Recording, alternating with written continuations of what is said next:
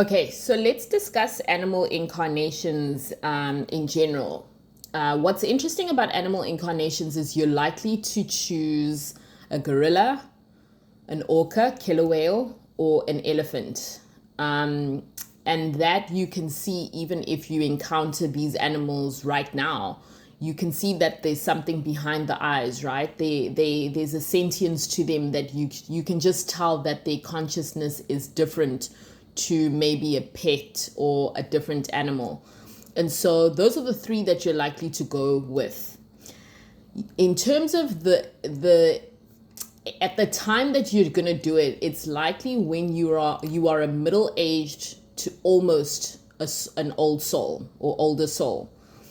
And it's specific to that part of the journey of the soul that you would choose to do it, because that's the part where you kind of become disillusioned. You really start to miss the feeling of being with source.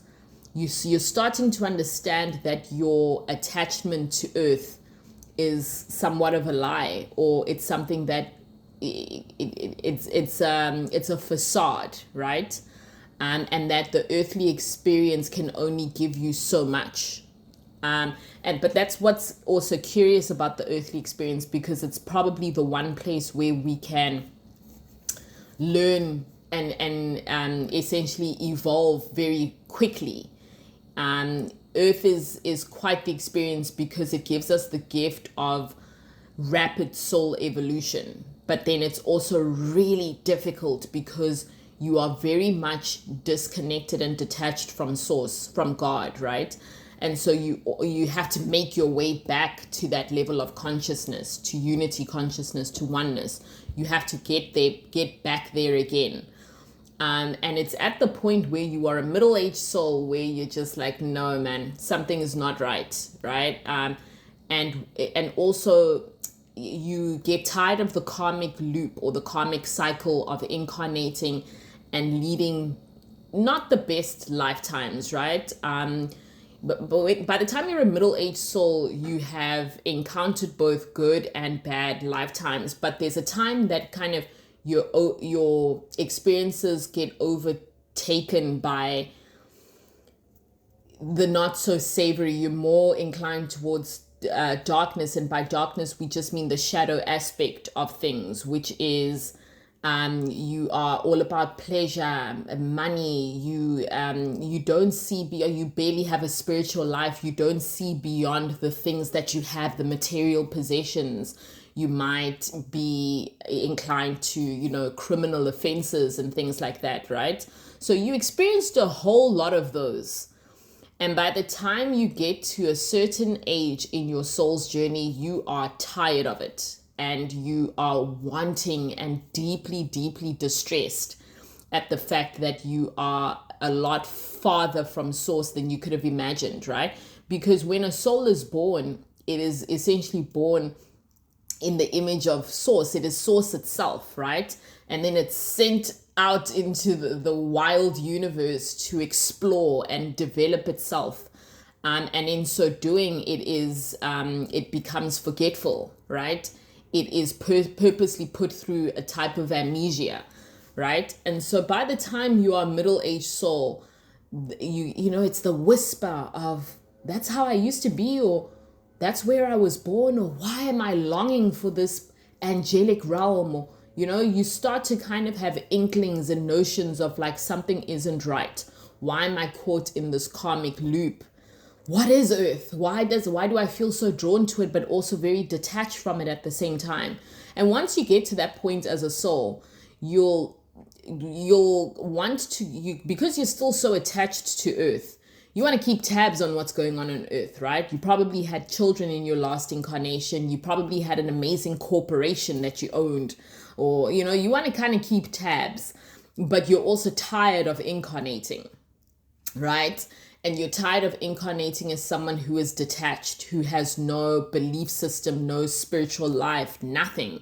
Your purpose is essentially, I'm going to go back to Earth and make more money, right? Something like that. So by that point, you decide, okay, I want to still be close, but not too close. let me do an animal incarnation. Maybe I can also learn a lot from that experience. And so you'll go in and incarnate as, what I've picked up on, it's these three animals, the gorilla, the elephant, and the orca. And it will be very interesting to just delve into that consciousness, because you're thinking you're getting some kind of reprieve, and then you're also getting to keep tabs. But it's a different breed of being, right? So essentially what you're doing is involving yourself in a stream of consciousness that is even more heightened, more developed, and more aware. But take that and couple it with the fact that animals tend to be, the way they operate is to be present, right? So then there's you can't ponder the universe in the way that a human does, right? You just understand the way the universe works, but you also have to be present, right? Imagine you're an orca and you're the apex predator. You have to survive, and then you have to teach your children how to hunt, and your grandchildren, and then you're the matriarch, and you have to essentially secure the survival of your entire family and pod, right? And so it's a fascinating incarnation. I'm going to focus now on the orca incarnation itself, because that incarnation is very tricky, especially with our last 100 years of history with the orca. Even beyond that, the human and the orca have been very closely related because of these incarnations. And so when you tap into the consciousness of the killer whale, it's very fascinating, because the first thing I get when they think of us as a hive mind, and if I'm really delving deep into the subconscious, they think that we hate them. All I hear is I hear humans, and I hear they hate us. And it's kind of sad and ironic, right? Because they think we hate them because we capture them, we kidnap their children, and we imprison them, right? For educational and cultural purposes.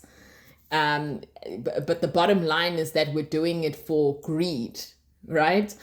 So I wasn't sure where this video was going to go, because it's not necessarily a warning, but it's more so hey, just a heads up, a lot of you are middle-aged souls, and you'll be contemplating your next move after you die, in this current incarnation.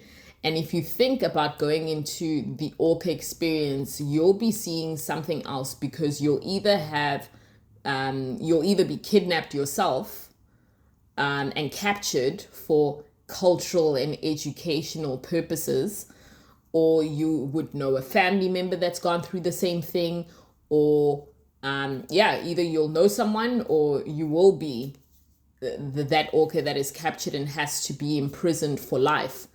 For the sake of people, paying to go see an entertaining show, clown show, essentially. And mind you, you have to go through this. Either you're watching a loved one go through this, or you are that person or that being that is going through this, and you're highly, highly intelligent. You're as sentient as a human is. You probably have a wilder level of consciousness, excuse the pun, than a human can even fathom. And it's almost like you're being treated as a slave to a being that can't even imagine what you have access to.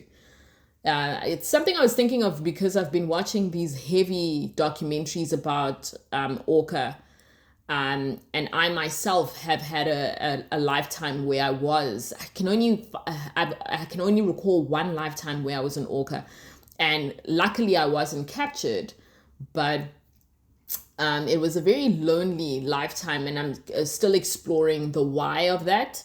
But it gave me the tools, and this is what's fascinating too, because all of our lifetimes teach us something.